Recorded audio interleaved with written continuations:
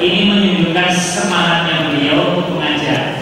Generasi muda kalah sama beliau selalu. Sebenarnya beberapa inti dari antara sekolah dengan keluarga kelihatannya sudah menyatu Prof. Haryono. Cuman ada yang salah bedanya. Kalau sekolah anak murid diberi tugas, lalu kemudian itu seharusnya menyatu dengan keluarga, yang keluarganya bapak ibunya itu bukan mengajarkan memberi pertanyaan pada gurunya, tapi mengajari mengerjakan tugas sementara anaknya tidur. Jadi ya, ini memang sudah menyatu dengan keluarga, tapi keluarganya bapak ibunya itu bukan mengajari mereka menjadi tahu, tetapi ya wis sampe kesel turu wae tak darah. Oke, nah ini ya ada dari sisi lain yang salah. Apa yang dibawa melalui energi saya kira kita semua memahami, terutama yang bidang pendidikan kesehatan. Tadi diberitahukan bahwa kemiskinan turun ya Prof. Kemiskinan turun persentasenya ya. Apalagi kalau nilai ukurannya juga diturunkan ya. Nah ini kemudian juga apa yang terkait dengan kesehatan memang ini bisa menjadi permasalahan utama perguruan tinggi yang menyelenggarakan bidang kesehatan, baik di bidang perawatan ini sekarang juga masih agak bisa karena kenapa?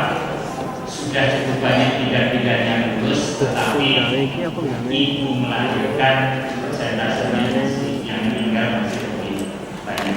Mudah-mudahan bukan karena ngumpul.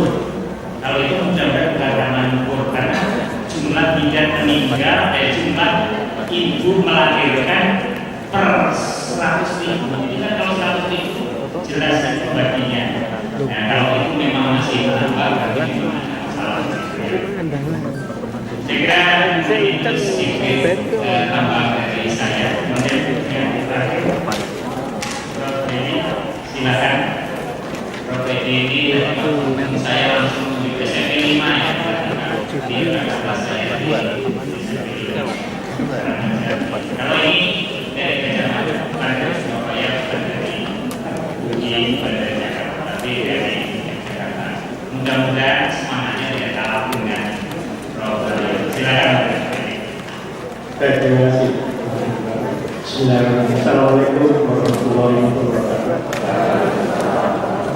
Alhamdulillah kita Allah yang telah memberkati kita bertemu pada hari ini dalam suasana yang sangat menyenangkan. Dan saya katakan saya ini pada profesi dan Haryono, senior saya, guru-guru saya, semangatnya luar biasa, berpidatonya saya kira saya sulit menyanyi. Baik, hadirin saya muliakan, sedikit mungkin kita perlu memberi selamat pada OPM. Kita berbincang sekarang hari ini tanggal 5 Mei ternyata adalah beliau 50 tahun menjadi doktor. Jadi ini ulang tahun ke-45 doktoran beliau. Alhamdulillah, senang sekali kita bisa mengingat proses beliau. Baik sekalian, saya diminta oleh panitia untuk menyampaikan mengenai soal nilai budaya dan kaitannya dengan generasi muda dan soal penanamannya dari antropologi. Maka saya akan membahas ini dengan mengidentifikasi terlebih dahulu beberapa sumber nilai budaya untuk kita semua. Satu hal yang sangat memperhatikan bahwa dengan adanya pengaruh-pengaruh dari luar yang masuk ke kawasan kita, ke Indonesia, maka kita sebetulnya memiliki sejumlah sumber nilai budaya. Tapi sebelum sana, saya pertama ada beberapa kekhawatiran yang muncul di kalangan masyarakat kita berkenaan dengan generasi muda. Ini sebagai pengingat saja, tidak harus kita sepakati. Tetapi saya kira indikator yang jelas apa yang sedang terjadi dalam masyarakat. Pertama, ada kekhawatiran mengenai nilai-nilai budaya dan pandangan hidup dari generasi muda yang akan datang. Dan ini dikhawatirkan oleh generasi sekarang akan sangat berbeda. Muncul kekhawatiran. Kalau begitu akan kemana nanti anak-anak kita? Yang kedua, kami sudah disinggung oleh Nelson Jalun, kemudian Prof. Edi, semangat nasionalisme dan perjuangan yang ternyata tidak sekuat bulan ini.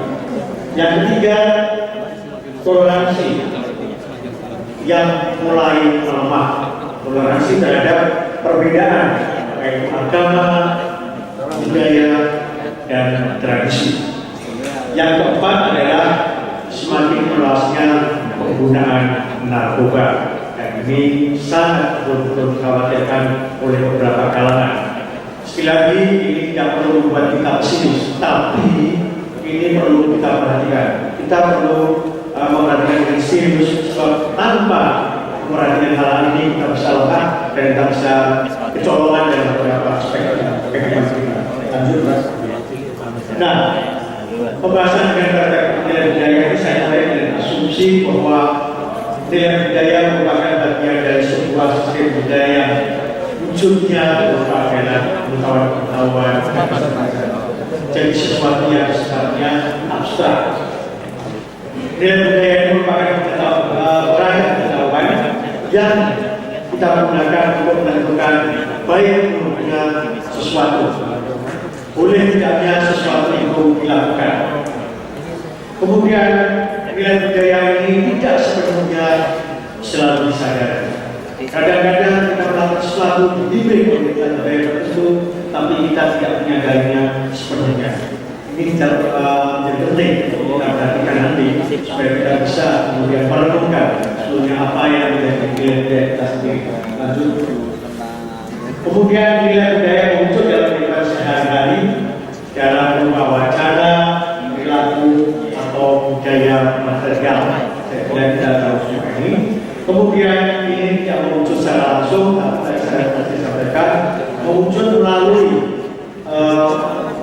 aturan-aturan yang konkret, sebagaimana yang disinggung tadi oleh Nelson Jalun juga.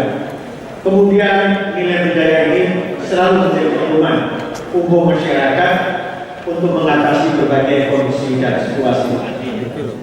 Dan terakhir, nilai budaya sangat penting karena itu menjadi relatif sulit berubah dibanding nilai budaya atau pandangan-pandangan yang lain. Lanjut. Nah, apa sumber nilai budaya kita generasi muda di Indonesia saat ini sehingga kita bisa melihat kemudian dan coba mencari apa yang bisa kita pelajari nilai budaya tersebut. Yang pertama, mau tidak mau kita tahu bahwa ada budaya global. Ini sulit dihindari. Tadi sudah disinggung oleh Saudara, oleh Pak Rektor, Edi, Prof. Yono, globalisasi tidak bisa dihindari, tidak bisa dihindari, dan budaya global pasti akan masuk ke kita dan sudah sejak ratusan tahun yang lalu dimulai dari abad 17 dan dikatakan oleh Pak Rektor. Kemudian budaya agama, saya kira kita sudah sangat sadar bahwa dalam kehidupan sehari-hari kita sangat terpengaruh oleh nilai-nilai budaya agama. Kemudian yang ketiga, nilai budaya nasional, dan yang keempat adalah nilai budaya lokal atau kawasan, di mana kemudian kita bisa membedakan dalam masyarakat Indonesia ini adanya variasi-variasi budaya atas dasar geografi. Satu hal yang saya kira kita perlu sadari bahwa kawasan Indonesia ini terdiri dari kepulauan. Itulah mengapa tadi kalau negara-negara yang lain dengan mudah mencapai prestasi sebetulnya, mungkin kita jauh lebih sulit. Pertama, karena situasi geografis kita tidak sama. Negara-negara yang sangat maju yang sudah disinggung, pulaunya tidak sebanyak di Indonesia. Katakanlah Jepang, ada kepulauan tidak sebanyak di Indonesia. Penduduknya juga tidak sebanyak di Indonesia. Singapura jelas sulit dibandingkan dengan kita. Sebab Singapura ini kecil, ya mengurusi Singapura dengan mengurusi satu Indonesia yang jauh sekali, seperti sebuah kekuasaan dengan sebuah warung begitu. Jadi ya kalau warung sangat maju, masa bisa dibandingkan dengan sebuah perusahaan, sebuah pertanian. Korea tidak banyak kepulauannya. Kita ini 17 ribuan pulau. Ada yang punya nama, ada yang tidak punya nama. Sehingga terbilang kita juga nggak tahu. Atau disuruh kita tahu, mungkin kita juga tidak tahu. Nah, ada sebuah persoalan yang sangat penting, persoalan kawasan ini. Saya mencoba melihat secara geografis, mencoba melihat karakteristik Indonesia. Indonesia ini paling unik di muka bumi sebagai sebuah negara. Karena negara kepulauan, pulau banyak sekali, dan kemudian tadi sudah disebut oleh Prof. Edi, budaya etniknya sangat bervariasi. Saya sepakat dengan Prof. Edi tadi. Saya juga bertanya pada mahasiswa saya, kalau saya tidak menyebut suku bangsa di Indonesia tidak lebih dari 10 negara. Sangat kurang kesadaran tentang kebinekaan kita.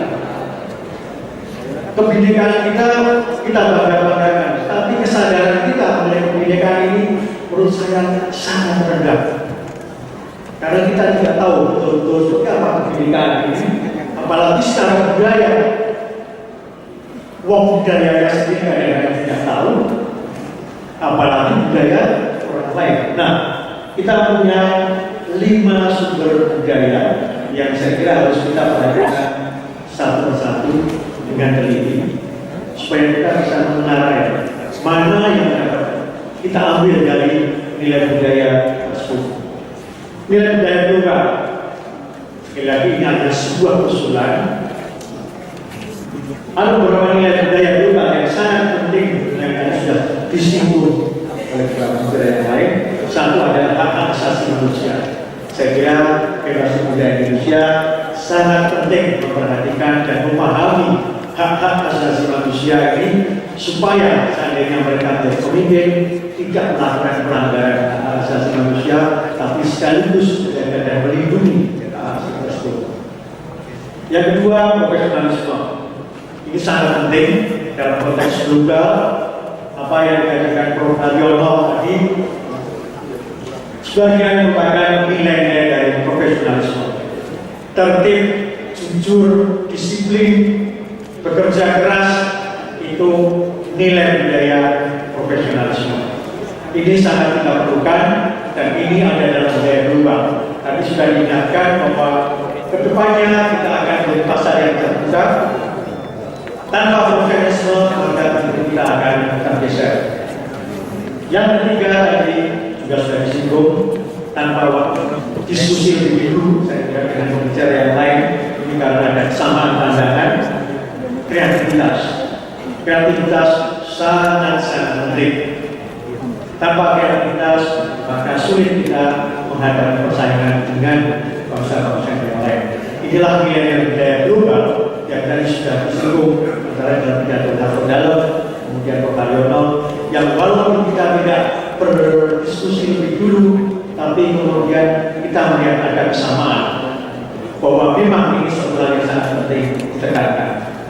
Kemudian ada nilai budaya agama yang saya kira kita semua tidak bisa lepas dari itu. Di kalangan Islam sangat ditekankan adanya ketauhidan. Kemudian di kalangan saudara kita yang beragama Nasrani, Kristiani, maka kasih itu sangat penting. Maaf saya tidak punya contoh dari yang agama Hindu, Konghucu dan seterusnya yang lain karena pemahaman saya kurang, mohon maaf. Tapi inilah nilai budaya yang bisa kita ambil dari budaya agama untuk kedepannya dikatakan bahwa kita harus menjadi insan yang beriman dan bertakwa. Maka saya kira nilai budaya agama menjadi sesuatu yang penting. Lanjut Pak. Nilai budaya nasional.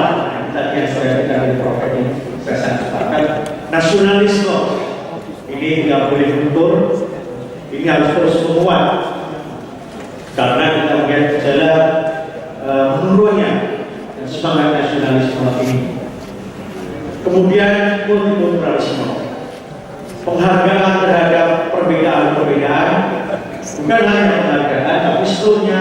kemudian kita juga harus mencoba memahami perbedaan-perbedaan ini. Tidak hanya sekedar menghargai. Multikulturalisme sangat penting karena kita masyarakat yang sangat digital dan seperti yang saya singgung, kita sangat bangga dengan kebinekaan, dengan budaya dan kebudayaan kita, tapi multikulturalisme kita ternyata masih rendah.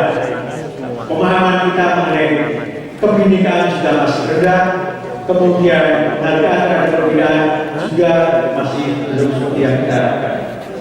Budaya lokal, nah ini mohon maaf, belum ada contoh dari budaya lokal ini karena saya mencoba untuk melihat apakah ada kekhasan pada lokalitas, misalnya daerah pantai, daerah pegunungan, daerah pedalaman, ternyata agak sulit.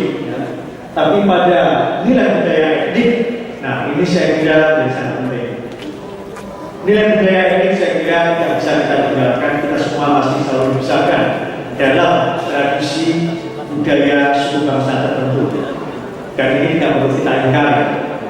Justru kita sangat penting untuk memahami dan mengenali nilai-nilai budaya yang ada dalam suku bangsa ini agar kita tidak tercabut dari akar budaya kita.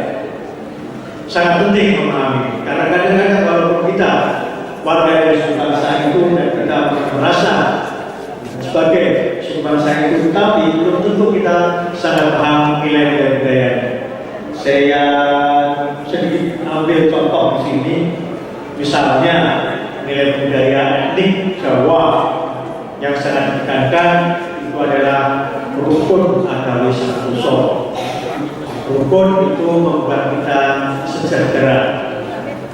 Karena itu orang Jawa sangat menyukai kerukunan, berusaha menghindari konflik, tidak menyukai konflik, bahkan tidak suka menyinggung atau berusaha tidak menyinggung perasaan orang lain. Karena itulah cenderung mengiyakan apa-apa orang lain, walaupun belum tentu setuju.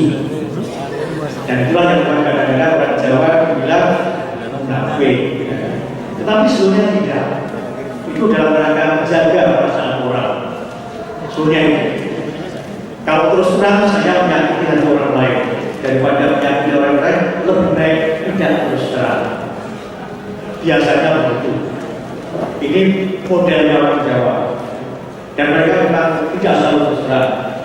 Jadi kalau misalnya ada tamu orang Jawa, kalau kemudian Bapak mempersilahkan, itu lakukanlah berkali-kali.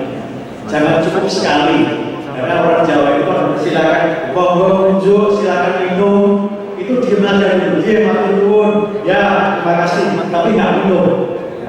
Kecuali nanti setelah 3 kali, baru. Atau kecuali kalau kita sudah sangat haus. Tapi kalau biasanya dia akan menahan diri sampai 1-2 kali baru dia mengambil. Itu pun tuan rumahnya harus memberi contoh. Kalau tuan rumahnya nggak memberi contoh, sungkan dia untuk meminum sendiri, kecuali mungkin yang tidak tahu. Tapi biasanya begitu. Ini yang saya alami dan ini yang disosialisasikan ke saya sebagai orang Jawa. Kita harus menjaga perasaan orang lain. Karena itu kemudian dalam orang Jawa biasanya suka tenang. Jadi kalau musuhan itu nggak teriak-teriak, kemudian tapi diam-diam saja. Sehingga bisa bilang, oh lagi cuntaan, lagi tenang. Nah ini pada orang Jawa. Tapi sebetulnya prinsip mereka menjaga kerukunan. Kemudian pada orang Bali jelas, Pak Suza sudah tahu ini kekarana ini bernilai budaya yang sangat penting, di mana yang dikatakan adalah harmoni relasi dengan 3 hal. Seorang individu kalau ingin sejahtera, dia harus harmonis hubungannya dengan Yang Maha Kuasa. Kemudian dia harus harmonis hubungannya dengan sesama. Kemudian harus harmonis hubungannya dengan lingkungan. Ini 3 prinsip yang saya kira sekarang sangat banyak diikuti tanpa sadar oleh kita semua. Relasi dengan lingkungan menjadi sesuatu yang sangat penting dan sekarang menjadi semangat yang disebut go green dan menjadi nilai-nilai global. Kemudian pada orang Batak, ini kalau menjadi sejarah teman, kalau saya salah dibetulkan, ada yang namanya Ganhan Turun. seru. Dan tetapi artinya tidak serangkai, di mana 3 elemen dalam masyarakat Batak itu harus menyatu. Itu dalam bahasa antropologi antara pemberi wanita dan penerima wanita dan kerabat kita itu harus menjadi satu. Dan itu saling tolong menolong.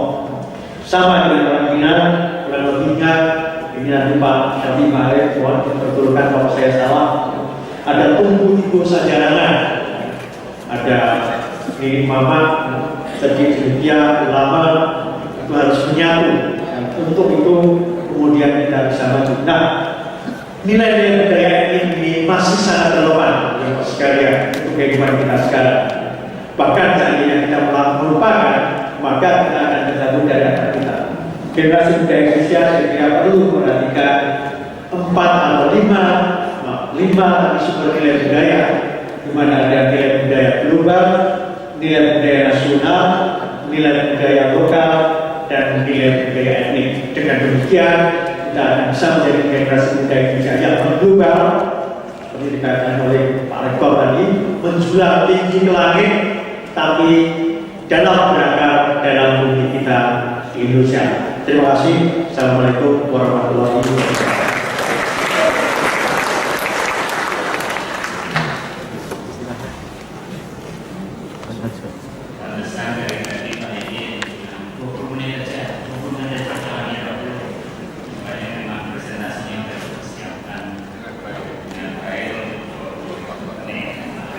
Lima budaya yang tadi sebagai inti yang disampaikan sampai sekarang masih relevan. Hanya di awal tadi melakukan investigasi ada kekhawatiran mengenai nilai-nilai dan pandangan dulu. Oh, jadi ya saya nggak tahu dulu proses pembelajaran mengenai kaitannya dengan pandangan dulu itu seperti apa. Karena yang berkembang menjadi berubah pandangan hidup itu kemudian yang dipapalkan sama anak-anak muda itu ada pandangan hidup, ada pengalaman hidup dan perjuangan hidup yang artinya yang lain yang saya mau menerangkan di sini. Dengan ini akan menjadi hal. Mudah-mudahan dengan kongres ini berubah, ya. Jadi benar-benar menjadi pandangan hidup bangsa Indonesia kepada anak-anak muda sehingga salam menghentikan. Panitia memberikan kesempatan sampai pukul 13.15, tapi ini enggak ya, beliau jam 1 saja karena saya jam 1 ada acara. Kalau nanti memang diskusinya masih banyak, ya di pukul 1 sudah bisa dibuat. Kalau gitu, kalau ada yang mau bertanya dan bertanyanya itu kepada Prof. Edi yang terakhir, karena Edi dan Edi langsung saja dia beda. Silakan kita berikan kesempatan. Dari sana ada 2, di tengah ada 4, dan di sebelah sana ada 2. Sekali lagi, di sini tadi ada 2, kemudian di sini ada 4. Dan di sini ada 2, 3, ya. Mohon pertanyaannya jangan di muka dimahi terlalu panjang, ya. Jadi kalau bisa sebut to the point, ditujukan kepada siapa. Karena kadang-kadang ada yang dalam kesempatan ini mengajukan pertanyaan, tapi muka dimah pertanyaannya itu melebihi dari pembukaan undang-undang dasar. Karena itu 2 di sebelah sini, silakan yang laki-laki dulu.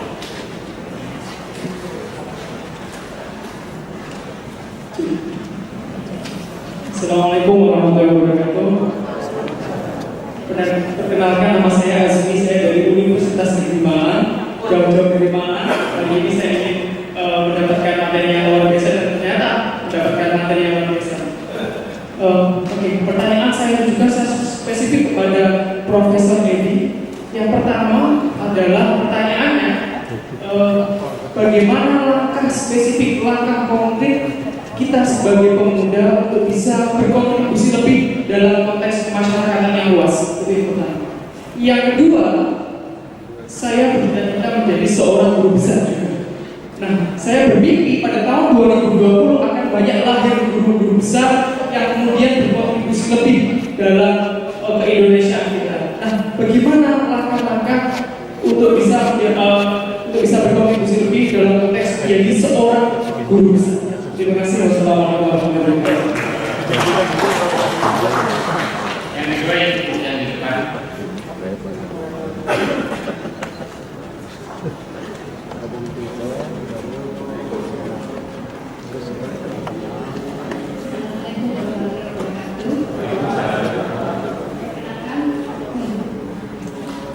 Perkenalkan, nama saya Bulia Dayani, dari Sekolah SMP, sekarang di SMA dan sudah proses menjadi dosen. Yang saya ingat untuk bertanya adalah kepada Pak Profesor Dr. Edi Susilo dan kepada Profesor Dr. Bruno Suyono. Kepada Bapak ini, saya tadi sangat tertarik dengan paparan Bapak mengenai perilaku bangsa kita yang belum mempelajari mengenai falsafah multikultur. Bangsa kita itu gagal menjadikan bangsa kita berdaulat dan mandiri di negeri sendiri. Kami selaku praktisi pendidikan sudah melaksanakan di dalam kurikulum, tetapi seperti ini hasilnya. Bagaimanakah kita supaya dapat benar-benar pendidikan itu berdasarkan Pancasila sehingga kita dapat mencapai cita-cita menjadi bangsa yang berdaulat mandiri serta mengandalkan seperti di era global. Jadi ini mengenai kurikulumnya.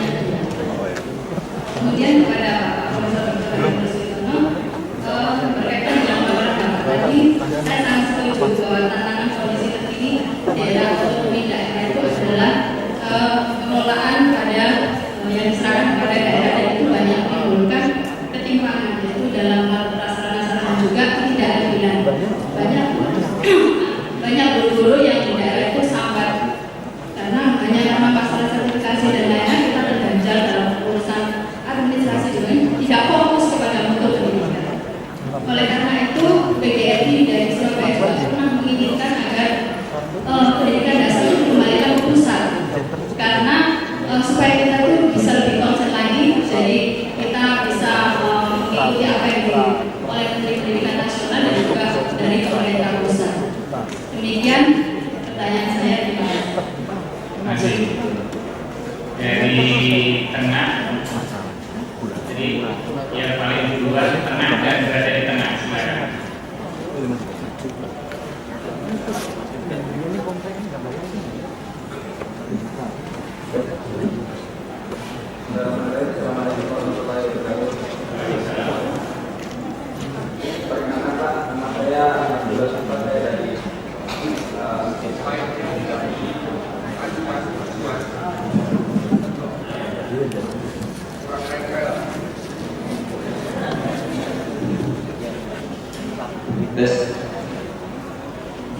Perkenalkan, saya Boy Supa, saya dari Pasar Sederhana Universitas Jakarta. Ada dua pertanyaan yang akan saya utarakan. Yang pertama kepada Profesor Edi Susilo, kemudian kepada Profesor Suyono. Yang pertama, saya kok merasa pesimis Pak ketika Indonesia itu harus lepas dari cengkraman asing, karena saya berpandangan bahwa asing sangat sudah mencengkram sekali tentang Indonesia, apalagi Profesor Edi yang mengutarakan merdeka atau mati, tidak masuk ke dalam bagian-bagian strategis di bidang mungkin kebijakan atau sebagainya. Kalau kita melihat, ternyata orang-orang eksekutif lah yang bisa mengubah bagaimana Indonesia itu lepas dari cengkraman asing. Mohon Pak diyakinkan kembali sehingga saya lebih optimis bahwa Indonesia itu bisa lebih lepas dari cengkraman asing. Yang kedua, kepada Profesor Haryono tentang pendidikan, selain prasarana pendidikan yang harus ditingkatkan, ada juga tentang pengembangan pendidikan, yaitu tentang tenaga pendidik atau guru itu sendiri. kalau saya lihat pada saat ini tenaga pendidik untuk penyebarannya itu masih sangat kurang. Nah, adakah solusi lain selain ini guru itu ditingkatkan gajinya agar guru-guru itu mempunyai kesadaran sendiri untuk mengajar di pelosok-pelosok negeri Indonesia? Itu saja. Terima kasih. Assalamualaikum warahmatullahi wabarakatuh. Waalaikumsalam. Yang berikutnya silakan.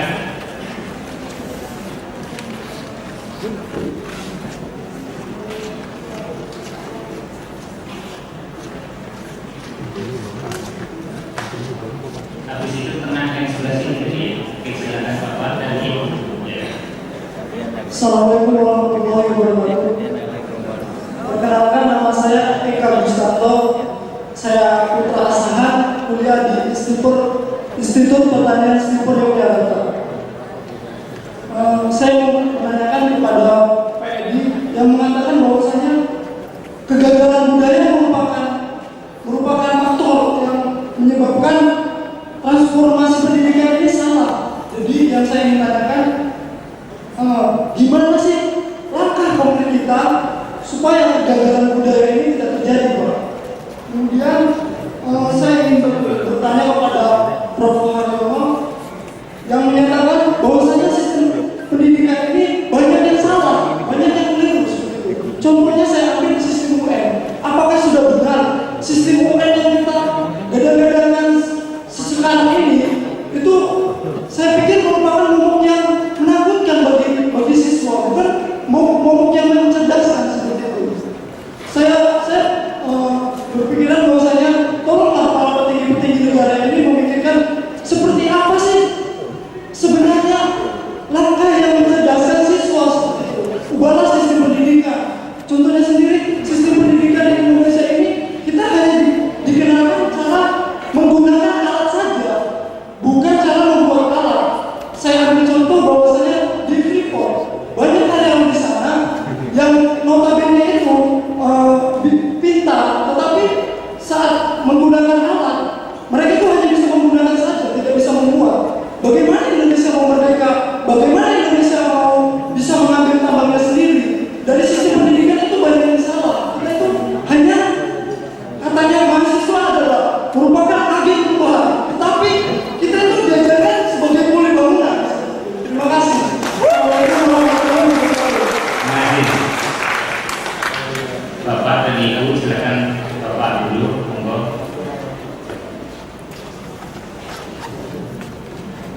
Assalamualaikum warahmatullahi wabarakatuh. Kenalkan, nama saya Yohanes Arianto. Saya seorang pemimpin sumber daya otak dan sumber daya hati. Bapak Ibu, saya ingin bertanya kepada ketiga pertanyaan, terutama dengan itu yang akan pelajari. Kami sengaja mengangkat sumber daya hati sebenarnya nasionalisme. Jadi kami ingin mengingatkan bahwa nasionalisme itu adalah sebuah power, suatu energi yang bisa menyatukan kita semua. Jadi kalau kita mau merenung apakah nasionalisme kita tumbuh, kita bukan tumbuh positif tapi tumbuh negatif. Fakta yang paling gampang kita lihat ketika dahulu kemerdekaan, para pemuda siap mengorbankan nyawanya untuk bangsanya. Tetapi selain merajalela adalah para koruptor, orang yang tega mengorbankan bangsanya untuk dirinya sendiri. Pertanyaannya, mengapa nasionalisme tidak tumbuh? Jadi kami hanya memberikan suatu jawaban yang silahkan dikomentari. Akarnya menurut kami adalah kita ini menang, tetapi tidak sadar perang, Bapak Ibu. Jadi kami mulai dasar begini. Ya.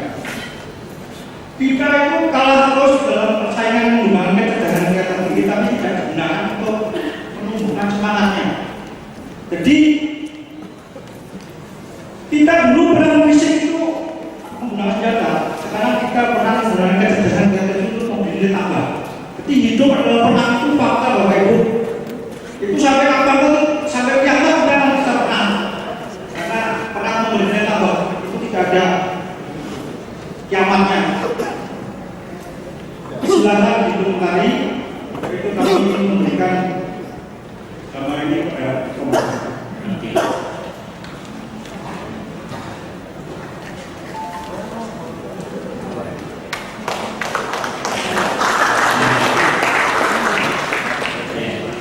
Terima kasih.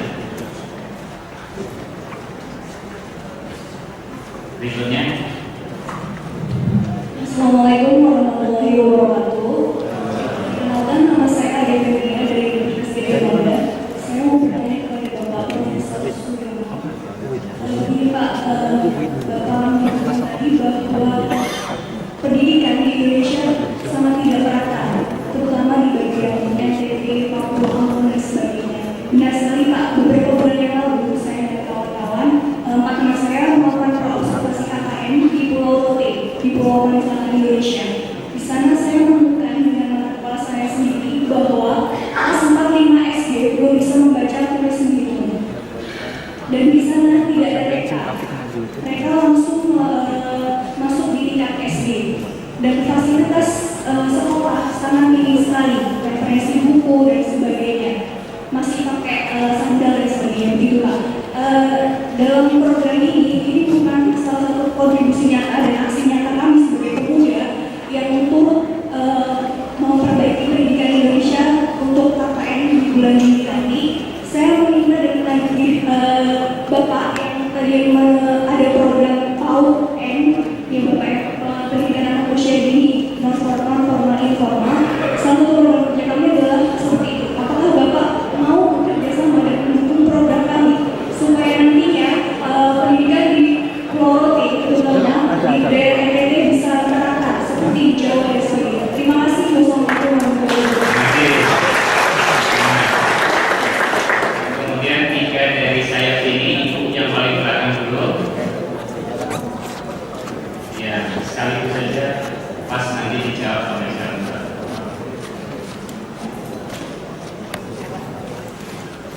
Assalamualaikum warahmatullahi wabarakatuh. Selamat siang Bapak-Bapak. Saya Ibu Santi Palubi. Saya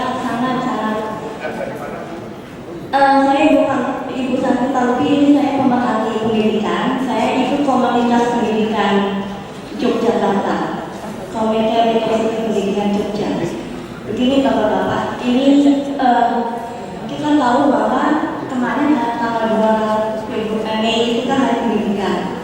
Tapi kalau Bapak tahu bahwa semua anak Indonesia ini terpilih pendidikan dan tidak ada yang mau tidak berpendidikan. Itu terjadi pada anak-anak yang tidak normal. Jadi saya di sini sangat prihatin untuk anak-anak yang berkebutuhan khusus. Dan Jogja punya Perda nomor 4 tahun 2012 masalah orang berkebutuhan khusus. Tapi nyatanya masih ada penyimpangan-penyimpangan untuk mereka. Ada tulis sekolah inklusi, tapi nyatanya inklusi-inklusian. Saya punya data banyak Pak, karena saya sangat memerhati inklusi. Jadi mohon ini kita harus membina dari sekarang untuk kaderisasi dari mahasiswa, pemuda untuk mengajak mereka berpendidikan. Kita maunya semuanya normal, tapi Allah berkehendak lain. Contoh anak saya tidak ada di taman siswa, cuman patokan Ki Hajar Dewantara tidak menjamin untuk mereka. Terima kasih Pak. Terima kasih. Dua lagi di sebelah sini, jadi silakan Pak. Gitu. Ya.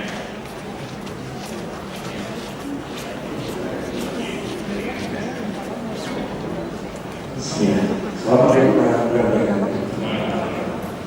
Perkenalkan, nama saya Dira Ahmad dari Universitas Pelawatan Samarinda.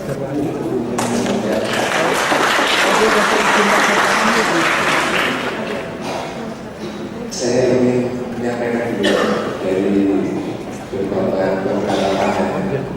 pengajian. Yang pertama dari Pak Yono mengingatkan saya tentang desa Pak, karena memang beliau dari desa sama dengan saya. Kemudian dari Pak Edi Suwarsono mengingatkan juga dari polusi itu dikembalikan dengan Pak Haryo Musiono, berarti dari revolusi budaya di desa. Kemudian dari pembicara hadir Pak Ayensa itu mengingatkan juga semua budaya. Saya coba tempatkan pada perspektif tempat tinggal saya di Kalimantan Timur. Kaltim itu punya 3 wilayah: terdepan, terluar, terpencil. Saya ulangi lagi: terdepan, terluar, terpencil. Terdepan karena nanti berhadapan dengan negara lain. Terluar, tapi punya pulau terluar dan langsung berbatasan dengan negara lain. Terpencil karena ukuran teknologinya sangat tinggi, komunikasi tidak ada. Oleh karena itu saya mohon pendapat bagaimana revolusi pendidikan pada konteks desa. Mudah-mudahan informasi dari beliau sangat bermanfaat buat saya. Dan insya Allah akan perbincangan kembali nanti di 1 Juni 2015 Pak. Kami mendapat sampel dari UGM itu menyelenggarakan Kongres Pancasila di Kalimantan Timur.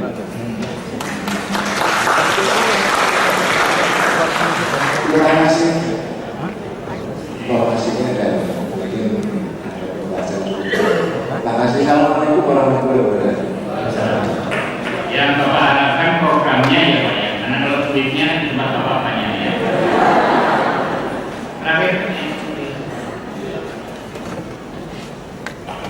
Assalamualaikum warahmatullahi wabarakatuh. Nama saya Sukarman Pak. Dari Pati. Saya bukan seorang guru. Pendidikan saya lulusan SM, tapi pemerhati pendidikan Pak. Pati Ya, ya. Kami tujukan ketua PEDI. Solusinya seperti apa ya Prof? Mengingat pendidikan ini merupakan pintu gerbang kemerdekaan dari kebodohan dan keterbelakangan. Ternyata negara kita belum mampu untuk mengurus, melindungi dan sebagainya. Saya takut karena apa yang dikatakan di ajaran Dewantoro bahwa pendidikan itu harus menempatkan sekolah, masyarakat, dan keluarga saling mendukung. Pada saat saya kecil mendengar lagu bangsa kita itu dipuja-puja bangsa, tetapi sekarang banyak yang menjadi TKI. Nah kata orang pintar, pendidikan itu harus tanggung jawab orang tua juga. Orang tuanya ini bodoh atau ke luar negeri. Saya khawatir Indonesia yang sudah merdeka akhirnya nanti terkuasai oleh luar. Untuk Bapak Prof. Haryono, tadi Bapak menyebutkan tentang sertifikasi berdasarkan PP 74 2008. Kami prihatin kalau seorang sarjana pendidikan yang bekerja di sekolah-sekolah swasta yang belum menjadi PNS alias PNS ya, itu punya hak istimewa menjadi K2. Tetapi kalau K2 nanti tidak ikut, batas usianya akhirnya mereka tidak bisa menjadi PNS. Sedangkan untuk sertifikasi itu orang yang diangkat seperti PNS dan di swasta menjadi guru tetap. Lalu bagaimana nasib para bapak ibu guru yang di negeri ini karena tidak diangkat umurnya habis, terus mereka untuk masa depan atau kehidupan layak bagaimana? Juga kami terkali Pak, mengapa seperti Bapak sampaikan tadi di mana-mana di kabupaten kota mana-mana ternyata seperti itu. Karena berdasarkan pemerintah pusat itu kan tidak daerah. Daerah itu hampir 65%, 75% untuk bayar pegawai. Kalau seluruh fungsi sarana prasarana tidak boleh Pak, apalagi menteri mengatakan sekolah gratis, akhirnya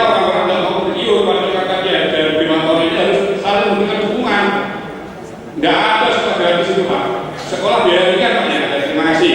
Terima kasih Pak. Oke. Bapak Ibu yang masih bertanya, nanti kita coba jawaban dari 9 penanya ini. Kalau masih ada waktu kita akan memberikan kesempatan.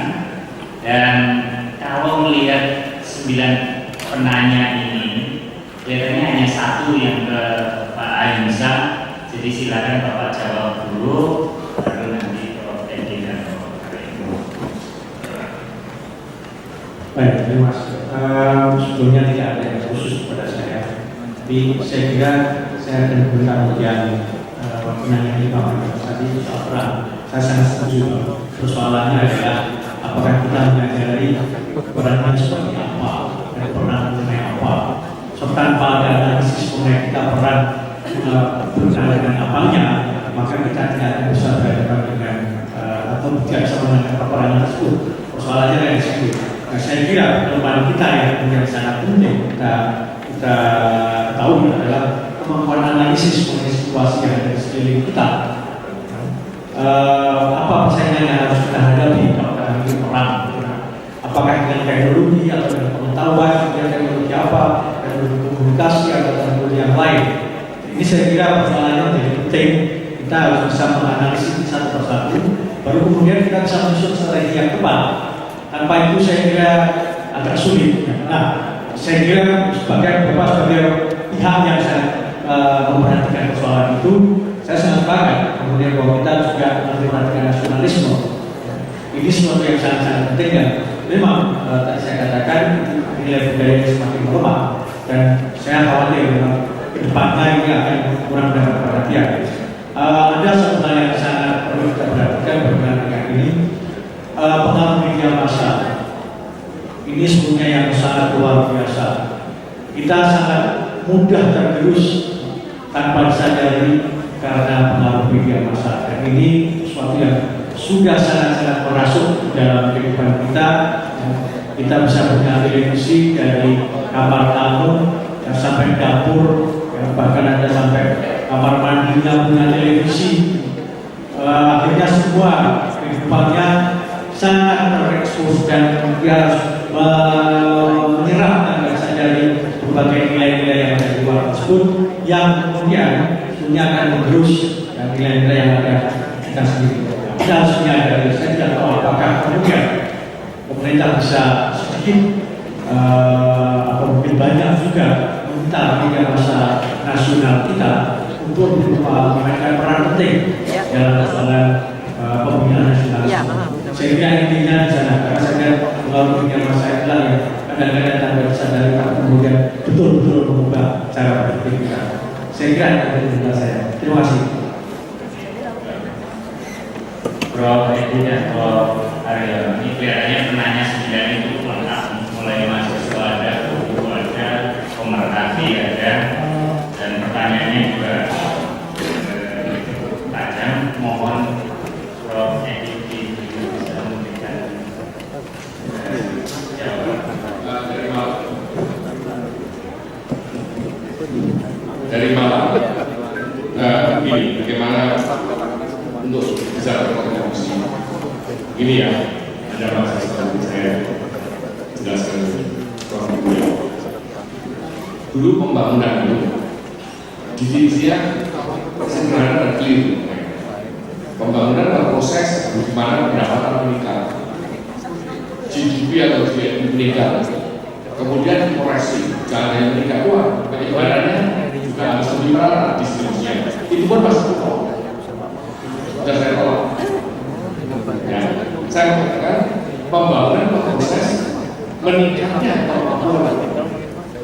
Jadi pembangunan itu yang terbangun rakyat. Jadi itu terbangun kalau rakyat kemampuannya meningkat. Nah, kalau kemampuannya meningkat, kontribusinya akan meningkat. Kontribusi apa? Tunggu dulu. Kalau dulu sekarang sering SMS-an, sering chatting dengan Indonesia, itu yang untuk kata, karena Indonesia sangat terbesarnya dimiliki kata. Jadi kalau itu terbuka ID, GNP kata meningkat, karena Indonesia dijual sama presiden yang tidak tahu bahwa itu penting, itu tidak dijual. Nah, jadi Anda tidak bisa SMS separuh lari ke sana. Jadi kontribusi Anda adalah untuk bangsa dan negara. Saya katakan doktrinnya adalah kebangsaan dan kerakyatan. Jadi untuk berkontribusi, arahkan bahwa itu untuk rakyat. Kalau untuk rakyat apa? Tadi saya, ya kita diam IIT, nggak langsung masuk sini, dijamu di sana. Waktu saya buka makanannya, itu Gajah Mada itu juga. Dia tidak kasih saya hamburger, dia tidak kasih saya pizza, enggak, kasih lemper. Nah, kalau Anda berkontribusi untuk rakyat, ya tolong makanlah lemper bikinan ibu-ibu kita, makanlah jajanan pasar, yaitu jajanan yang dibuat oleh kita. Kalau Anda hamburger, saya nggak boleh merek dari konsumsi. Kalau Anda pakai hamburger, maka Kanada untuk karena terigunya dari Kanada, New Zealand untuk karena dagingnya dari New Zealand. Tentu juga Copenhagen Denmark untuk karena kejunya dari Denmark, dan Amerika juga untuk lantaran tomato kecapnya memang merek sana bukan dari Pakis. Itu saya ketahuan apa? Ya toh, ya jangan bilang bukan gitu. Jadi kalau pizza juga demikian. Kenapa you punya duit ekstra kok untuk negara lain berkontribusi kayak Pak Edi, tidak pakai hamburger, tidak pakai pizza, tapi saya tidak dikamarkan. Memang enak. Maka karena duitnya hasil saya bekerja di sana. Jadi duit yang saya perlu di Amerika karena saya tinggal di sana, ya saya belajar di sana kan nggak apa-apa. Tapi duit yang saya perlu di Indonesia banyak untuk kontribusi yang lain banyak juga. Lalu you menjadi guru besar harus lebih pintar dari saya. Iya dong, karena kebiasaan guru kalau muridnya lebih pintar. Saya gurunya gagal karena murid saya ternyata gampang tunduk sama IMF. Malah menjumuskan Pak Harto marah. Mungkin juga menjumuskan presiden kita yang sekarang ini. Iya kan? Kenapa kok sampai terjadi begini? Kenapa kita tidak menjadi tuan di negeri sendiri? Itu kegagalan saya. Nah, tolong Anda harus menyimak dari saya mengenai konsepsi pendidikan yang berorientasi kebangsaan dan yang berorientasi kerakyatan tahta untuk rakyat. Pinter orang yang gunanya global. Kalau pinter itu tidak diartikan kepada bangsa dan negara.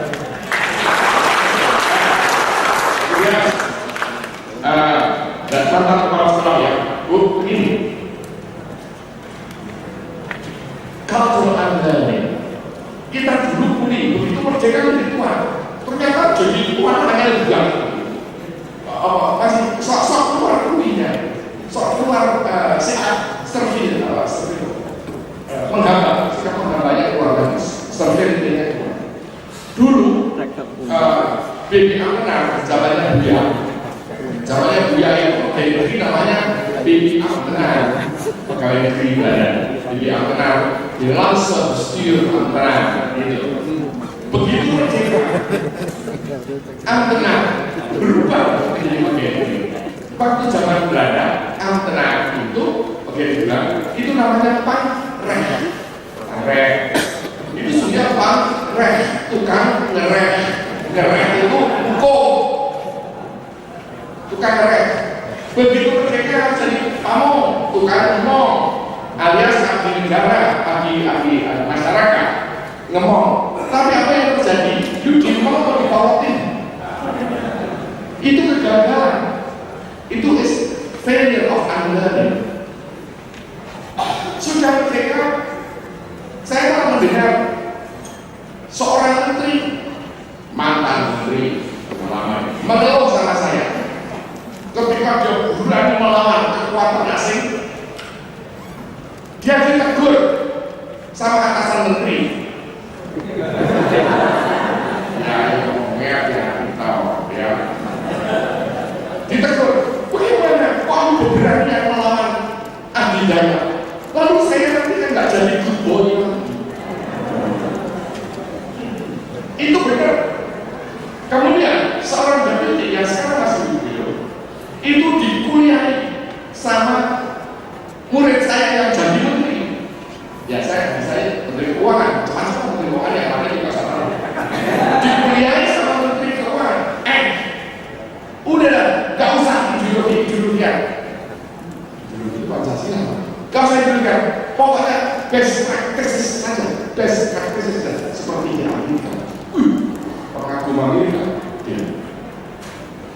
ini orang intelektual tapi tidak mampu melakukan cultural unlearning.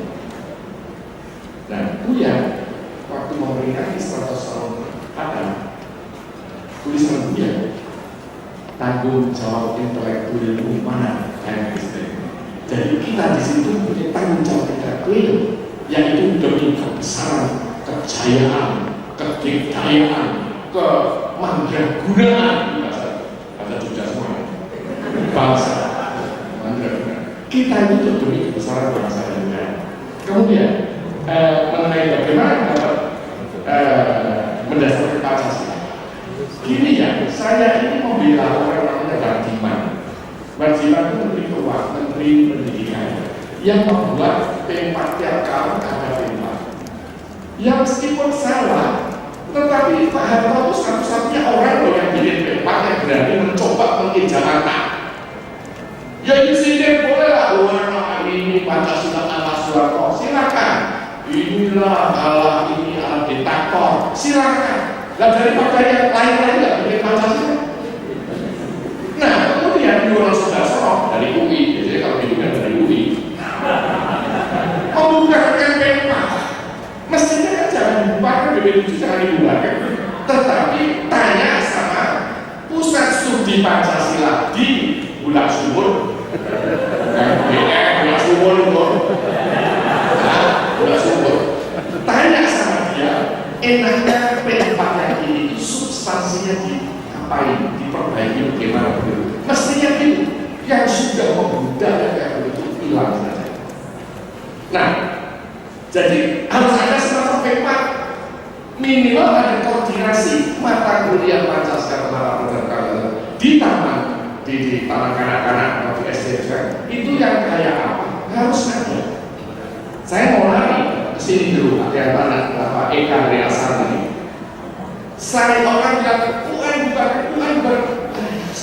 Saya bilang UN bertanya Pak, dan saya bilang sama Pak No, teruskan No.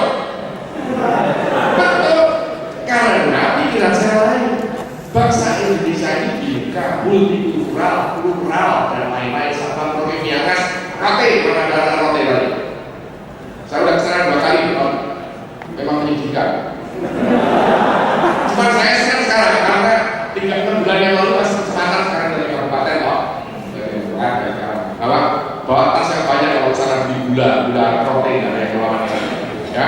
Nah begini, kalau kita multikultural kan harus ada one unified mindset of one unified mindset. Bangsa Indonesia harus mempunyai pola pikir yang sama. Dan ujian negara itu adalah untuk menyatukan pola pikir bahwa orang yang di Jakarta berpola pikir yang sama, berpola pikir yang sama dengan yang di Jakarta. Itu biar jauh di mata, dekat di hati. Ya. Nah, ujian negara tanya Pak, hilang. Beliau ngerti, jadi untuk ujian negara itu yang diuji. Kenapa Pak Tilang ngerti? Pernah harus ada ujian negara. Minimal harus ada ujian negara sejarah dan ilmu bumi. Bagaimana yuk yang dari Rote ada? Nah, Pak, yuk boleh sedih. Saya itu keluar dari salah satu universitas negeri yang mana nggak usah diceritain, kalau di Jakarta negerinya kan apa? Nggak usah. Pokoknya saya keluar. Karena apa? Saya bilang, no, I decide, you are not ready for my lecture. You nggak siap. Karena saya sebagai orang Indonesia, gerak kebersamaan kok hilang. Di situ ada laut sagu yang dikelola oleh banyak pengusaha asing dan mutiara terbaik di dunia ditemukan di situ, dibuat di situ. Maka saya pikir ini tidak boleh sendiri-sendiri nggak bisa, tapi bersama-sama bisa. Anda sendiri yang angkat meja satu yang susah, tapi berdua 1000 meja bilang itu namanya sinergi, itu namanya kerjasama yang Pak Anu menekan kerjasama dengan saya. Nah, saya bilang ayo kerjasama. Why aku? Bombere, Larantuka, Kupang, Rote bekerja sama untuk menggarap kawasan. Kebetulan saya masih Bapenas, jadi saya bisa waktu itu saya bilang macam-macam kan boleh, ya. Nah itu kontribusi saya. Ternyata bengong, nggak ngerti laut saya Pak. You tahu Larantuka, nggak ngerti Larantuka. Bombere nggak ngerti, Kupang nggak ngerti, Rote apalagi kecamatan nggak ngerti. Terus saya sudah ngomong, di situ kelas saya banyak berjilbab, tapi ada 45 orang nggak pakai jilbab. Saya tanya, non, ada pakai jilbab kan? Kamu dari gereja mana? Nah, nyebut gerejanya disebut gereja Jakarta kan, gereja Katolik. Kamu orang Katolik, kok nggak ngerti Larantuka? Nanti Pak Franseda bangkit dari kubur. Itu terjadi di Indonesia. Pahlawan, bunga bangsa, membela kemerdekaan, puas kata, membela tanah air, nggak tahu tanah airnya yang mana. Ini terjadi. Waktu saya ambil buku mau keluar, Pak, saya tahu Pak, Pulau Kupang. Oke, saya masuk lagi. Oke, Pulau Kupang ya, good. Ibu kota Pulau Kupang apa? NTT Pak. Ya, terus saya kasih spidol, tulis NTT. Iya, kecelakaan nasional yang saya takutkan terjadi betul. Dia tulis ENTETE. Ini saya tulis di kompas. Yang kemarin di bulan Karangasem saya luncurkan di Yogyakarta. Buku saya. Ini terjadi. Jadi ujian nasional itu minimal tahu asal usul Anda sejarah. Mengapa kita merdeka harus tahu tanah pasar. Kemarin di depan situ kadang-kadang diperingati Obat Distributora, ternyata yang nyanyi 1332. Dan ternyata itu mahasiswa. Nah, ini ternyata bagaimana caranya yang dinyanyi itu lagu-lagu perjuangan. Kemarin nyanyi lagu perjuangan saja. Dan hadir Ketua MPR, alhamdulillah bisa sudah lapor sama Buya. Beliau mengatakan Pancasila adalah dasar negara. Artinya menolak bahwa itu cuma bilang dan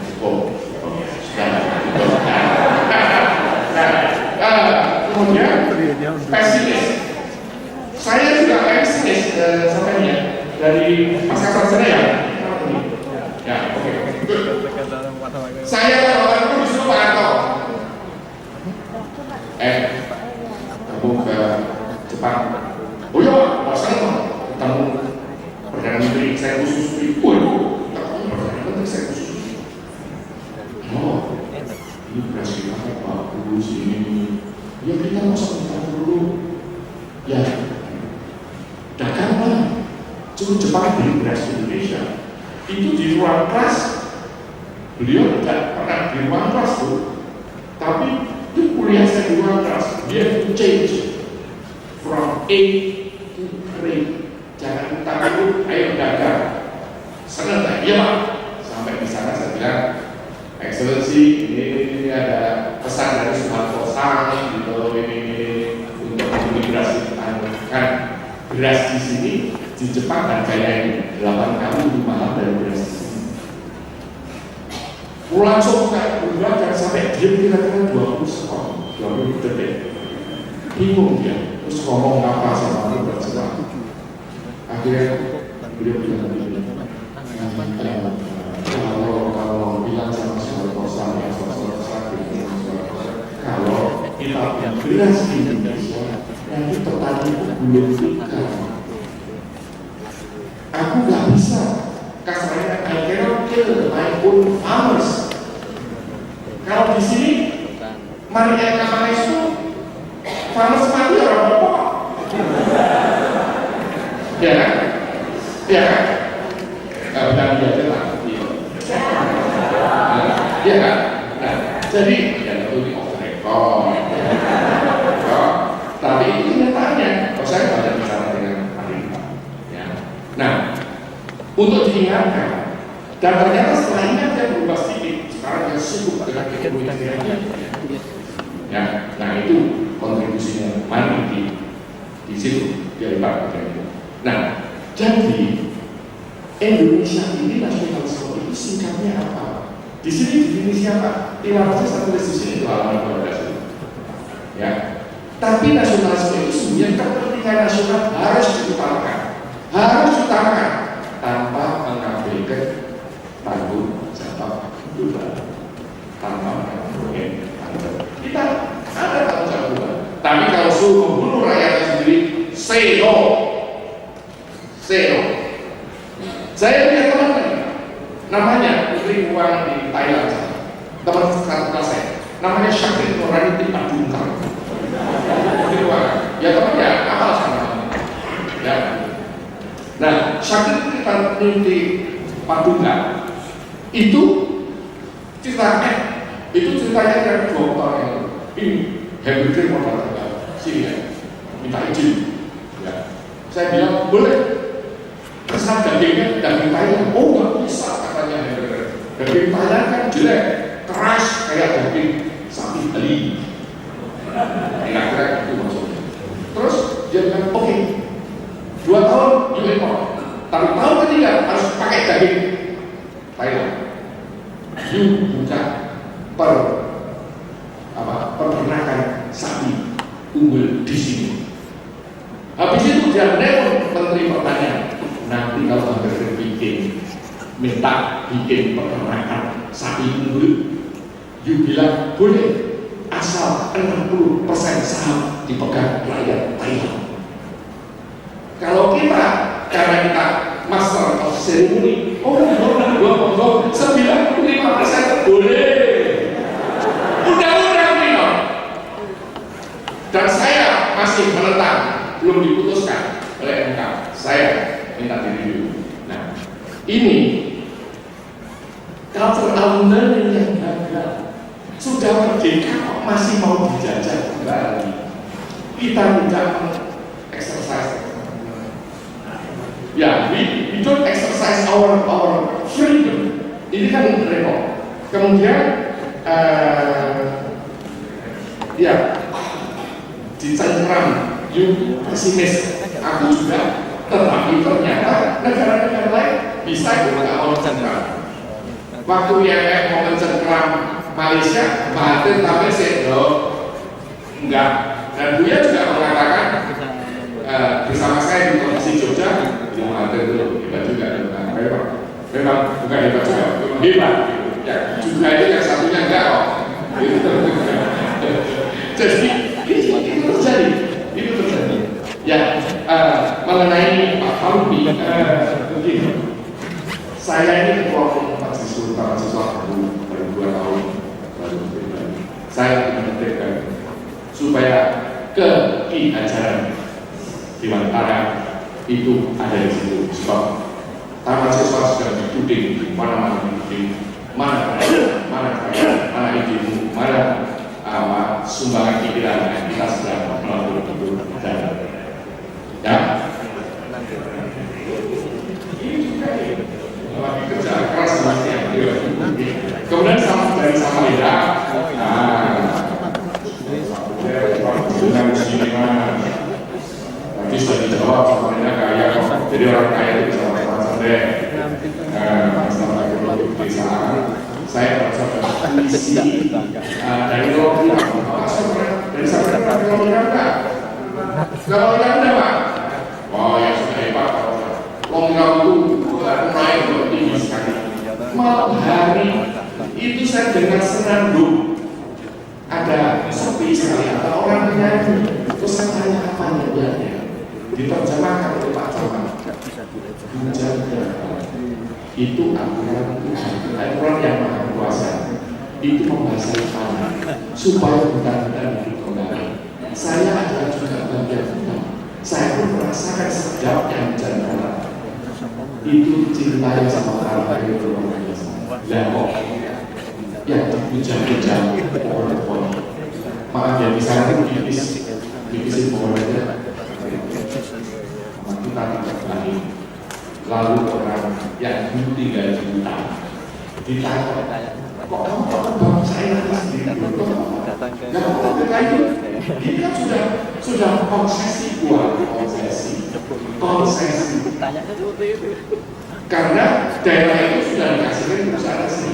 Sama dengan orang di anak suku Jawa di Jambi. Anak suku Jambi di situ ada perusahaan asing.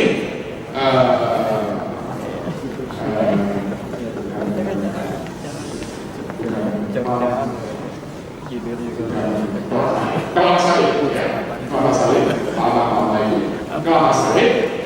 Kalau ini sudah diserahkan oleh bupati pada kita di luar itu, seumur dia ada di situ, dia tidak bisa membela diri. Apalagi yang membela di DPR, karena dia tak punya wakil di DPR, karena MPR sudah berubah, tidak ada lagi urusan golongan yang besar daerah. Jadi dia tak punya wakil. Bahkan orang anak suku Jawa, nenek moyangnya dihidup lagi ya, semua sudah hidup lagi. Tidak ada 150.000. Jadi pejabat punya wakil dia. Tetapi zaman dulu sebelum Undang-Undang Dasar diubah, ada MPR adalah DPR ditambah urusan golongan daerah. Lalu Pak Harto biasanya mengangkat orang jangan presiden sendiri menjadi anggota DPR. Saya juga diangkat apa? Kamu jadi anggota DPR. Ada apa urusan apa? Kamu mewakili universitas. Ya udah, kamu jadi anggota DPR. Mewakili pendidikan atau universitas atau apa? Pokoknya mau tidak. Tetapi gagal untuk mempertahankan DPR. Sekarang DPR lembaga tinggi. Dulu lembaga tertinggi karena mewakili rakyat. Jadi rakyat pasti tidak terwakili. Rakyat tidak lagi berjualan. Dolar pun yang mana? Mau kedaulatan ada di mana-mana.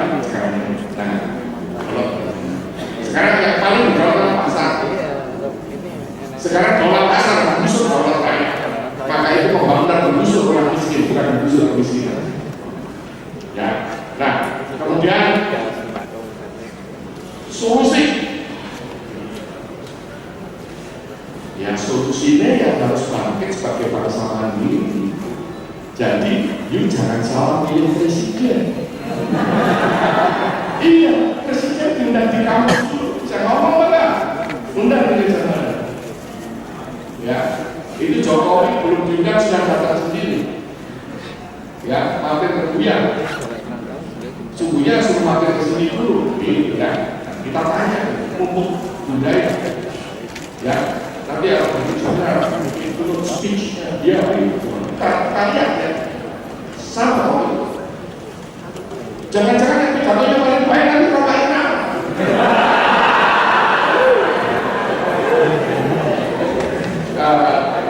jadi eksklusifisme Taman Sosial tidak ada. Kami jangan ya. Kemudian solusinya itu masa sih nggak ada menteri. Ada menteri, kita pernah punya menteri yang satu-satunya di dunia yang pernah mengusir pangkalan Amerika Serikat. Ada satu-satunya di dunia. Dan saya tahu negara-negara tertentu mengucapkan selamat kepada beliau yang bisa mengusir pangkalan asing di Indonesia. Yang lain tidak pernah bisa. Kalau dilanjutkan nanti jadi begini. Ya, jadi pertama yang mudah-mudahan dari sekarang ini rasa cinta tanah air yang saya perhatikan adalah uang ada berupa motor, handphone, kok tidak ada yang terluka nantinya.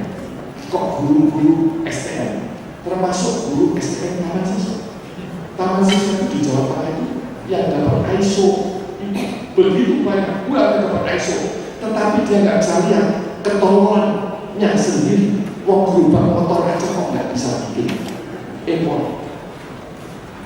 Dia nggak bisa melihat, oh gini aja, dan Indonesia kehilangan kedaulatan. Tadi yang kedaulatan pangan, mengosong, impor, tidak hanya kedelai, singkong impor, garam impor, ikan asin impor, sebut apa aja.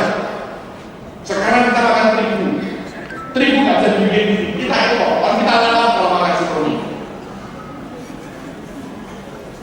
kedaulatan energi kita, kedaulatan bibit, obat, biosfer. Indonesia itu obat dasar saja. Kenapa dia bisa? Karena India bilang, you masuk obat, oke, you boleh masukin 10%, yang 90% harus generate, kalau enggak usah. Aku punya obat tradisional. Kalah India, kalau kita berani. Jadi apakah pendidikan kita bisa melahirkan orang-orang berani punya prinsip? Itu aja. Kalau pendidikan tidak bisa, wis bubar. Jadi Pak Haryono benar bahwa masa depan itu adalah. Terima kasih. Sebelum Pak Haryono menjawab, kemudian Pak Emsa pembicaraan kita, silakan. Kita berikan terus Pak. Selanjutnya paling tidak ada 7 dari 9 penanya. Prof. Rena, silakan.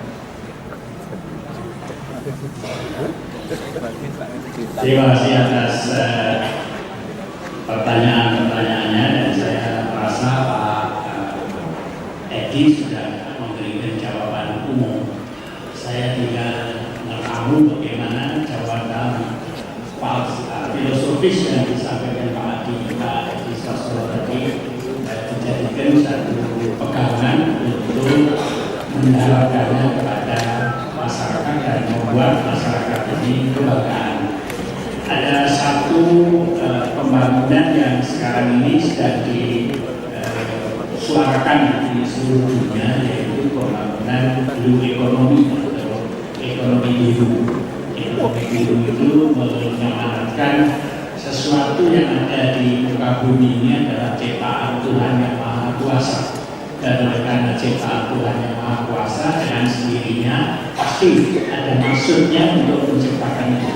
Oleh karena itu pengembangan ekonomi adalah satu proses di mana ciptaan Tuhan yang Maha Kuasa itu dikembangkan begitu rupa dengan sentuhan-sentuhan teknologi sampai akhirnya nanti hitungannya bukan berapa miliar proyeknya, tapi berapa keluarga, berapa orang bisa bekerja sebagai subjek pembangunan dan memanfaatkan local resources serta kearifan lokal itu untuk menghasilkan sesuatu yang bagus.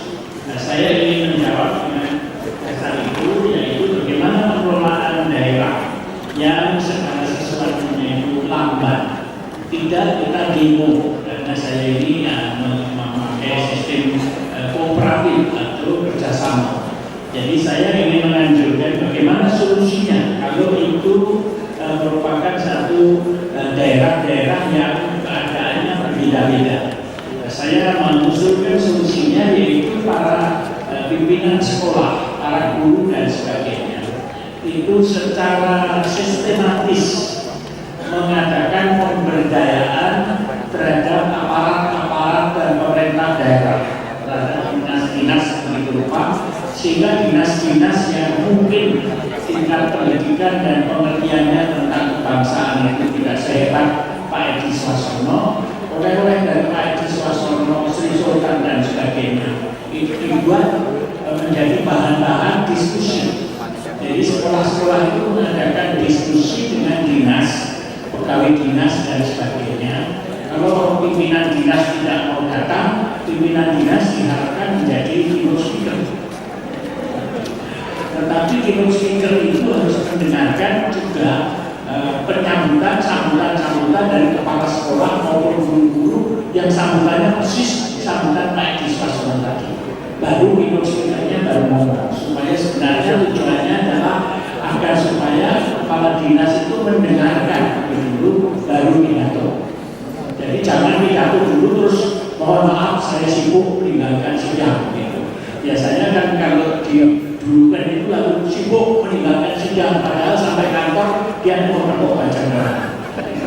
Beda, berikan dulu sambutan ketua panitia, sambutan sponsor, sambutan kepala sekolah, sambutan guru yang paling pintar di sekolah ini. Semuanya isinya rincian dari pidatonya Sri Sultan sama pidatonya Pak Edi tadi. Dan sambutan terakhir pidatonya persis pidato saya. Baru nanti arahan dari kepala dinas. Nah, jadi kepala dinas mendengar. Jadi arahnya nggak jadi dibaca karena yang diarahkan itu beda dengan apa yang disampaikan kepala sekolah. Jadi jangan dengan demonstrasi, kalau demonstrasi pasti dia nakal ini. Itu nanti pangkatnya nggak naik. Tetapi dengan demonstrasi intelektual. Demonstrasi. Yang kedua, saudara kita dari katakanlah UNY, pendidikan sarana, lalu kemudian sangat kurang dan sebagainya. Dan ini juga begitu. Jadi dengan sendirinya kalau kita punya koordinator pendidikan seperti koordinator ini seharian sudah mendengarkan, pasti nanti kebijaksanaan beliau itu akan berubah untuk Jakarta. Jadi kita beri tepuk tangan untuk Bapak. Karena beliau mendengarkan mulai pagi arah dari Sri Sultan tadi. Jadi kita tidak usah demonstrasi untuk Yogyakarta karena sudah berubah. Karena dia akan memberikan sarana ke daerah-daerah yang terpencil, akan memberikan implementasi ke daerah-daerah yang memerlukan. Kemudian kalau tadi disampaikan sistem ujian nasional, saya termasuk yang setuju sistem ujian nasional. Tapi jangan sampai ujian nasional itu seperti sekarang. Prinsipnya setuju, tetapi harus diubah sehingga memberikan satu benchmarking. Jadi istilah kerennya itu benchmarking. Benchmarking sehingga kalau daerah-daerah itu tidak banyak yang lulus, daerah itu harus diberikan intervensi yang banyak. Kalau perlu harus diberikan intervensi penempatan guru. Dan penempatan guru kalau perlu diberi gaji 3 kali lipat, 4 kali lipat. Dan kalau perlu guru-guru yang seperti itu langsung sebelum berangkat disertifikasi dulu. Jangan sampai nanti habis sudah berjasa di daerah terpencil, sertifikasinya tidak lulus. Jadi ini prosesnya adalah proses di mana pemerataan ujian nasional itu dalam rangka benchmarking pemerataan, benchmarking permintaan mutu. Pak Yohanes tadi otak dan hati. Saya kira pendidikan itu adalah kombinasi antara penyegaran otak dengan kasih sayang.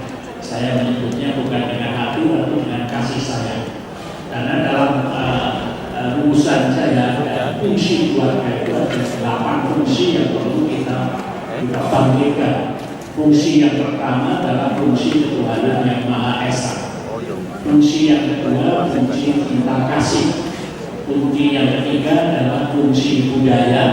Fungsi yang keempat adalah fungsi kesehatan dan keluarga berencana. Fungsi yang kelima fungsi pendidikan. Fungsi yang keenam adalah fungsi kewirausahaan, dan fungsi yang ketujuh adalah fungsi lingkungan yang memberi penyegaran dan suasana yang kondusif. Jadi 8 fungsi ini harus merupakan bagian dan merupakan integrasi dari pendidikan yang kita kirakan kita berikan kepada tidak saja anak didik, tetapi kepada masyarakat sebagai pemberdayaan untuk keluarga dan masyarakat. Saya kira yang berikutnya lagi KKN bulan Juli dengan adanya pembuatan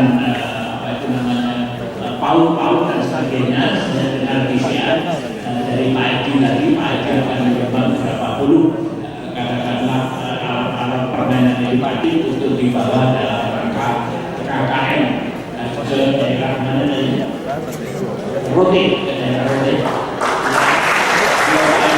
Cukup nanti saya sumbang permainan edukatif dari saya.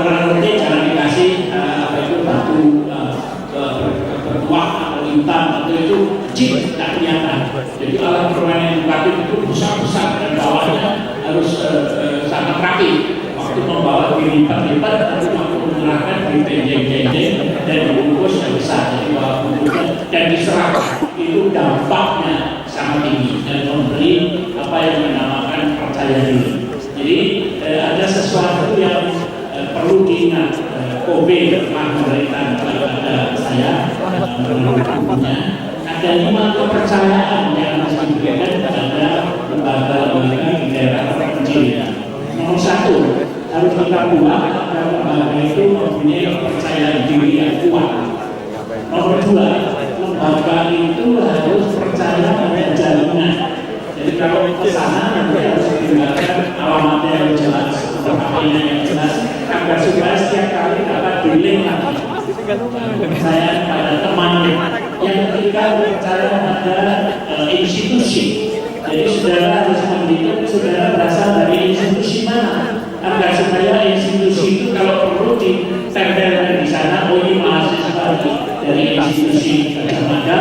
Nanti kalau anaknya jadi besar, lulus SMA, dikirim ke Gajah Mada, itu bukan kebanggaan tersendiri.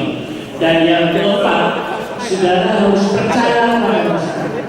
Biarpun masyarakat protein, masyarakat masih katakanlah pendidikannya rendah, kurang tidak bisa banyak kerja dan sebagainya. Jangan sampai sekali-sekali menceritakan saudara itu gimana, kalau tidak bisa, jangan sampai. Saya pernah menjadi pemimpin BKKP itu 20 tahun. Biarpun orang-orangnya sudah 7 dan saya lupa, aku bagus, aku mau keluarga bencana, padahal anaknya 7. Selama saya menjadi kepala BKKP tidak pernah saya pasang poster kurang anak banyak mesti sesama. Yang saya pasang mesti pasangan suami istri yang kelihatannya cantik dan ganteng. Dengan harapan kalau orang yang tidak ganteng berkabin itu nanti mungkin saya tidak berkabin lalu jadi ganteng. Jadi tidak pernah. Jadi anaknya 2 saya kenapa? Karena yang diperlukan dalam suatu pembangunan institusi yang namanya pemberdayaan bukan berapa juta kita sumbangkan, tetapi partisipasinya itu dari banyak orang atau tidak. Kalau kita gagasannya cemerlang seperti Pak Haji, tapi yang mendengarkan begitu pulang saya buang isinya jelek, isinya membuat saya bingung. Ya buang, itu tidak ada gunanya. Tetapi begitu Pak Haji ini hebat sampai ke sana, saya nanti juga minta papernya beliau. Kemudian sampai di rumah dikasih apa yang namanya spidol kuning, spidol merah untuk Pak Haji ini, Pak Haji. Seperti saya menguji kepada Pak Ilan.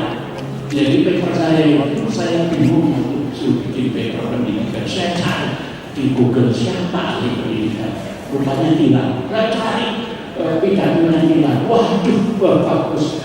Mau saya kutip blok begitu itu nanti dikira plagiat. Jadi saya ambil bilang lalu kelihatan kayak ilmiah. Karena masih bilang, saya tidak bisa presentasi ini. Jadi kita hormat tepuk tangan untuk bilang. Kemudian berikutnya lagi Samarinda. Kalau nanti saudara-saudara mengadakan pertemuan pada bulan Juni tahun 2015, baiknya diundang orang-orang seperti Pak Edi Suarsono bisa meramaikan suasana. Karena nanti gubernurnya di sana itu ada semua sebenarnya, ada uang. Biarpun ini katakan apa namanya terdepan, terluar, terpencil, tapi juga terkaya. Jadi gubernurnya itu sebenarnya ingin mendapatkan dari saudara-saudara itu gagasan-gagasan yang bisa membuat dia kelihatan indah dan mempunyai semacam warisan. Kalau warisannya itu perusahaan minyak yang besar dan sebagainya itu biasa, karena yang bayar gubernur. Tetapi kalau dia punya warisan yang kemudian membuat rakyatnya itu menunjukkan air mata, rakyatnya itu kemudian sedih pada waktu dia meninggalkan masa jabatannya, baru itu satu legenda yang sangat menarik. Yang pasti legenda ini harus diusulkan dari mana? Harus diusulkan dari kelompok. Dan kelompoknya itu jangan usulnya terlalu abstrak. Saya banyak bertemu dengan bupati. Kalau usulnya abstrak, bupatinya itu nggak ngerti juga. Tapi usulnya saya punya proyek untuk pedesaan ini 1, 2, 3, 4. Biayanya murah karena rakyat sendiri membayar sekian persen. Jangan kamu semuanya biayanya Pak Gubernur semua. Jangan pura-pura biayanya sewa tanah kita bayar sekian, tenaga kerja sekian, orang biasa. Tapi lalu gubernurnya cuma sebagian saja. Padahal sebenarnya sebagian itu terbesar. Jadi harus ada teknik besar.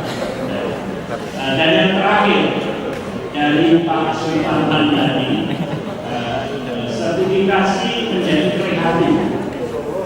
Saya kira di mana-mana sertifikasi itu menjadi kreatif, tetapi tolong seperti saya sampaikan tadi, dengan kepala dinas masing-masing itu diberikan semacam pengertian secara sopan dan secara bertahap.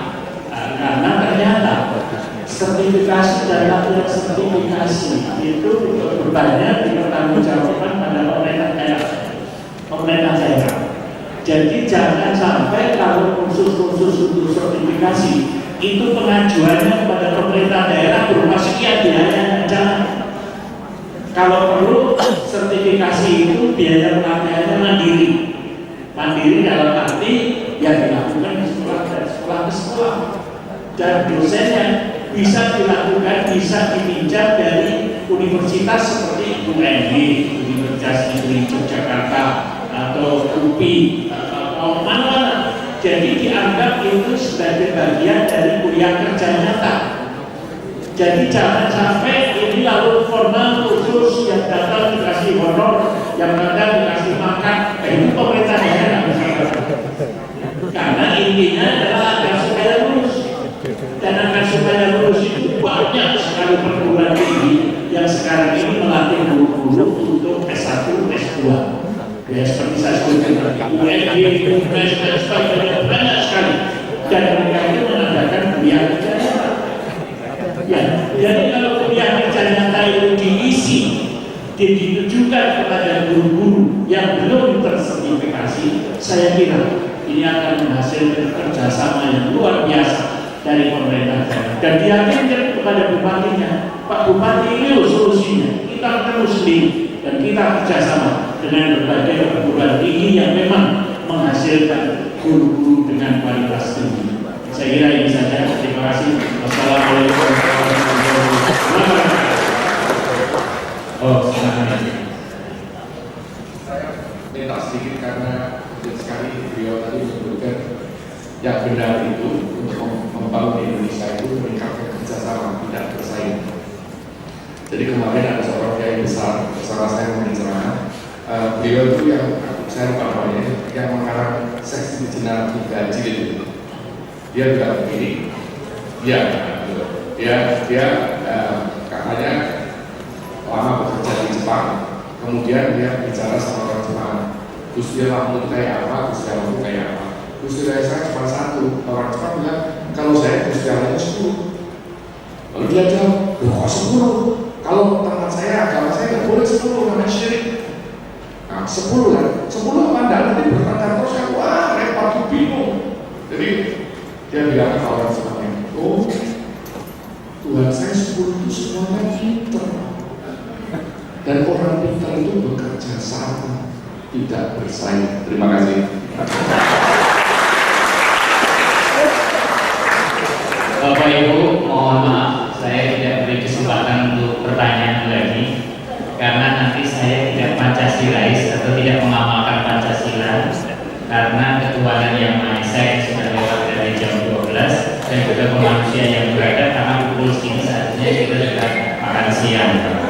Hanya saya tidak coba akan menyimpulkan, tapi saya ingin menambahkan informasi saja terkait dengan masalah tidak merata. Ini Bapak dan Ibu, Undang-Undang Nomor 5 Tahun 2014 tentang aparatur sipil negara ini sudah keluar dan insya Allah ini sudah disosialisasikan. Di situ di dalamnya ada keinginan, jadi besok tidak ada lagi ikut PNS, tetapi ASN, aparatur sipil negara, dan aparatur sipil negara ini nanti harus tunduk dan patuh untuk penempatan. Jadi mungkin ke depan nanti kalau ini bisa dilaksanakan benar, bahwa mungkin dosen di Gajah Mada suatu saat juga harus mau bekerja untuk di Kalimantan atau dan seterusnya, termasuk guru-guru dalam rangka untuk meratakan kualitas pendidiknya supaya yang dididik nanti mempunyai yang sama. Lalu tadi terkait dengan yang swasta yang honorer, di dalam undang-undang itu ada P3K, tapi P3K di sini bukan untuk penyelamatan kerja, tetapi mungkin bahasa sederhananya adalah pegawai kontrak. Jadi yang honorer nanti akan menjadi di dalam ASN itu akan menjadi pegawai kontrak. Jadi dengan kontrak nanti bagaimana bahasa kontrak dan seterusnya yang diatur di dalam ASN. Kalau Bapak Ibu ingin melihat lebih dalam, itu ada di Undang-Undang Nomor 5 Tahun 2014. Tinggal masalahnya ke depan, kalau ini ganti pemerintah, Pak Edi, dengan ganti pemerintah, apakah nanti ASN yang sudah ditetapkan ini diteruskan, berubah, berkembang, atau seperti apa? Nah, ini yang perlu kita dukung. Yang penting bagaimana pendidikan di Indonesia benar-benar bisa mengantarkan nanti anak bangsa, apalagi generasi emas yang secara jumlah demografi kita itu sangat besar sekali. Mudah-mudahan menjadi orang-orang yang berani seperti yang disampaikan oleh Prof. Edi. Bapak dan Ibu sekalian, itu undang-undang akan saya bawa ke MK, saya akan minta judicial review harus ditolak karena di situ ada guru kontrak itu buruk dan itu melukai makna pendidikan. Saya akan melakukan judicial review pada Mahkamah Konstitusi. Silakan Prof. Edi untuk dipelajari dulu, karena bahasa P3K-nya sendiri secara detail itu ada uraian-uraiannya, hanya memang itu secara sederhananya seperti itu. Silakan ya Bapak dan Ibu, sekali lagi kita berikan aplaus pada beliau. Saya selaku moderator mohon maaf kalau ada kekurangan dan ketidakan di dalam mandu acara ini, dan saya akhiri dengan Assalamualaikum warahmatullahi wabarakatuh dan selamat siang. Saya kembalikan kepada pembawa acara. Kalau ini pembawa acara MC betul kan? Baik,